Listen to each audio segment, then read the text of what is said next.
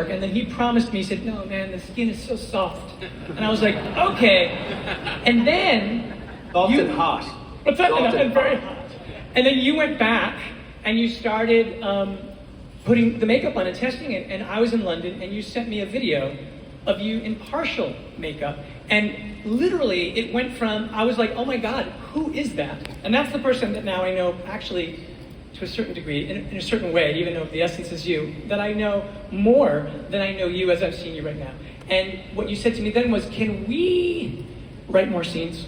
Can we do more stuff? And I was like, oh yeah, well, you know. And the thing that I'd always said to you was that I really wanted, Penguin in the movie was kind of a red herring. He was this guy who was sort of like, it seems like he must be the guy who's the informant. That's what this is all about. And he's such a big marquee character that certainly the bad guy in this thing must fully be the Penguin. And then it turns out that that's not the case. And so what I had always thought would be a great thing to do, and what we were planning to do, is for the next movie, we were going to take his character and we were going to make that kind of step, because the whole thing, the first movie, as you know, ends where there's like a power vacuum in Gotham. And so the whole idea is, here's this guy, totally underestimated, nobody really sort of thinks that he can do it, but meanwhile he has this fire inside of him.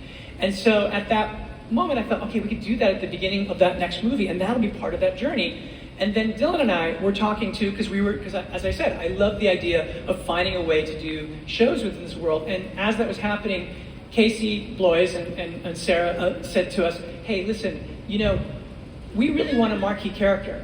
And I was like, well, we were going to do this thing for like what happens in this kind of rise to power with the Penguin.